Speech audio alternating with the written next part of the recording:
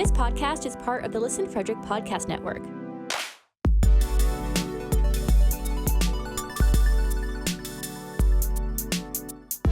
To learn more, visit listenfrederick.com. The Fedora Files. Hello and welcome to the Fedora Files. I am Gregory Fedora. We're gonna dive into a conspiracy that really sets a lot of people off. It's the flat Earth conspiracy, but I'm doing it from a different angle. I'm not going to go into and explain what flat earthers believe about how it works and all that. There's tons of videos out there. You can, if you want to delve into the rabbit hole that is known as the flat Earth and go over all that, you can. What I want to dive into is the conspiracy of what is beyond the ice wall that is known as Antarctica, because that fascinates the crap out of me, because it's fantastic. It's wonderful. And there's different theories out there. There's different maps you can check into and see what's going on and what is out there. But I found this map. It's pretty interesting. At the center of the flat Earth is our world, our Earth. And we have Sol as our sun. And we all know what's on our Earth. And I'm not going to go into it. But then you hit the ice wall of Antarctica. And then there's a gateway into the next realm. I'm not sure how you navigate it, but it's called the Summer Gate.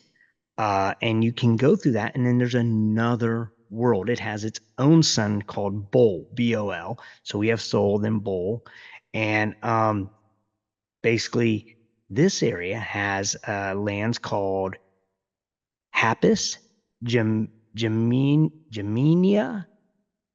Pattaya, Libris, Thoth, the moving island. I guess it moves around in that area.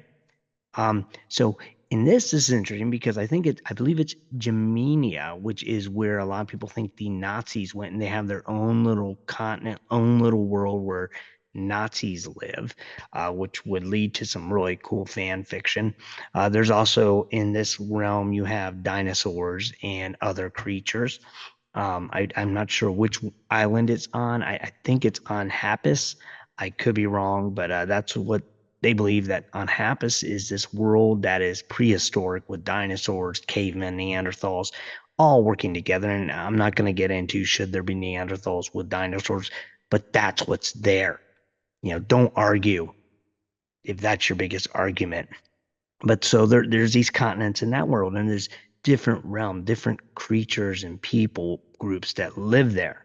Now, they have an ice wall around them as well. I don't know what they call it because I've never been there. But through the ice wall, there's two gates. There's the winter gate and the autumn gate. And you go through those to get to the next realm. Okay?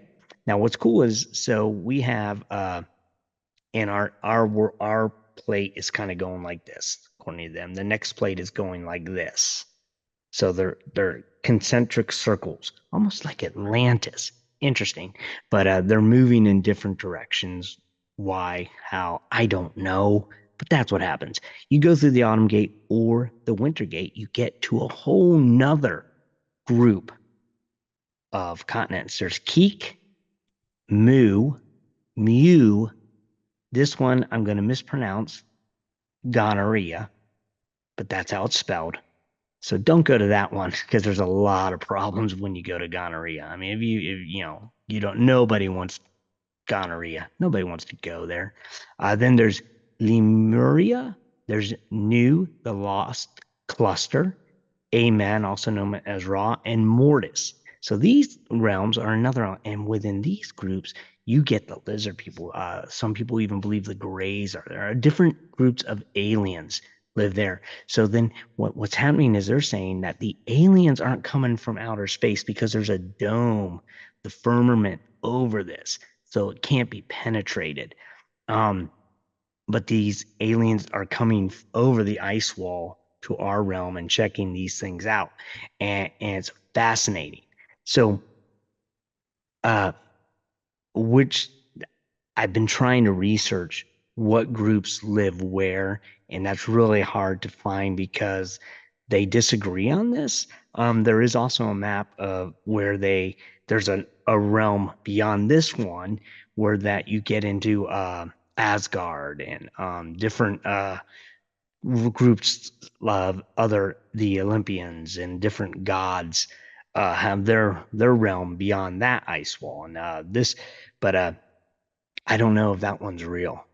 I'm just kidding. I don't know if any of these are real. This is the theory of the flat earthers. But I wish it was real because this is so cool. This for me it opens up this whole realm of imagination and like they believe these people can travel. They're able to teleport from one Earth to another. We on our little tiny Earth have not been able to learn to go beyond what is there. We were kind of stuck. We haven't figured out how to navigate through the summer gate to get these other realms. I wish we would, because dang it, I want to go to Happus and see the dinosaurs and Lemuria and Gonorrhea. I would be willing to go to Gonorrhea and check it out and see what's going on there. And by the way, the outer realm that they have, the third base, they have two suns, one called Mole and Goal. They also have a moon. They have moons as well, Ho and Ja. And this is interesting, the way they believe the moon. They call the moon Set, and there's a black sphere that goes with the moon, according to this map, which is called Anubis. And that's how you get the different, like, crescent moon and stuff. It's not the Earth reflecting, it's this other sphere that goes in front of the moon. And then each of these others realms have their own moons. The second realm has, Bull, but also has a moon called Ya, and it has a black sphere thing called Ya as well, because I guess flat earthers lost all their creativity when naming the continents. And then the outer realm has two moons as well, besides, has two suns, so it also has two moons, Ja and Ja, and then Ho and Ho. So their moon's a Ho. And on this map, the Ho is right above Gonorrhea, which makes sense. So I I find it pretty interesting that this map exists. I'll be honest that when I was looking at the maps, and I really like the one that also shows like the Asgard and Narnia. Narnia is one of them. Also, they have the the realm, like someone put in Mordor and the land, the Shire. That land exists beyond, and so what they're saying is all these like stories we have heard is actually about these continents, and somehow the stories were passed through the ice walls to us, and that Tolkien was writing about a true history of group, and so was C.S. Lewis, because Narnia was there, and I really wanted to buy that map. I really did, because it was so cool. It's really well done. It's very artistic, but then I was worried I'd be put on a list if I bought the flat Earth map. But it might be worth it to do it, or maybe I'll just download it and print it up. I don't know, but it was so cool. But I don't feel good about that because some artists worked really hard on it, so I want to give them their dues. But I think the realm that really fascinates me now, I believe it's Happus, which is the dinosaur realm. It really speaks to me. It's one of those that's like, man, that would be cool. Because the thing about the flat Earth is it opens up a realm of imagination that I think is phenomenal. And I'd love to like, if you know a flat earther that is like a legit, that knows his stuff and knows his theory, like I would love to have him on, him or her, and talk about it. I would love to hear them explain it. Because I mean, I dove into the rabbit hole. I've watched some videos, but I mean, there seems to be debate on these different things, different items that they believe or don't believe, and I I wanted to hear it from a true, like someone who's really put the time in, really put in the education, and it's not that I want to like, some people, why would you want to promote this? I just want to know. I want to know more about why they believe what they believe. Um, for me, like with the flat Earth and the different worlds beyond the ice wall, it opens up a lot of folklore. I think that's one of the things that I like about it is the folklore. I also find it interesting that the concentric circles are going on. And that seems to be a thing that's been in a lot of mythology and stuff. I mean, you have Atlantis, you have other missing continents and places that this circle thing is a part of. And I find that interesting that in the flat Earth realm, that is also a thing, a concentric. I'm curious why that exists like that. Why do we as humans have this need for this concentric circle thing going on in our worlds, and where it's going and what it's doing?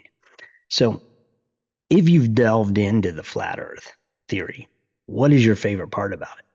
Like, I don't want to debate, stop talking about her. It's wrong. What is your favorite part of the theory? Like, look into it. Like, I know you may not believe in it, or you may believe in it. I don't care. I don't care if you believe in it or not. I just want to know what part of it you think is the most interesting. And from a imagination and creative perspective, what part are you looking at saying, that's pretty cool, I wish it was real? Like, what part would you like to know? Because I think for me, it's cool in the idea that, if we get through the summer gate, we can find this whole nother. It opens up the idea of exploration beyond, without actually leaving Earth. We had a whole bunch of places to go check out. So that's really I always going to dive into on this flat Earth. I probably will come back to it as I go further down the rabbit hole on it, because I do find it so fascinating. I find all these theories and conspiracies fascinating, but I don't want to dive into every conspiracy because some of them are just not fun. But this is a fun one. So look into it, check out the different continents. If you can figure out what continents had what, that would be cool, because I'm trying to figure it out, and it's very difficult to find information on what is on what continent and what's there and what people groups they say live there. But it's still well worth, from my creative point of view, fun to look into. So there you have it, folks. That is the flat Earth conspiracy part that I enjoy, is the multiple continents that are there beyond our own. So until next time, remember to stay safe and keep searching.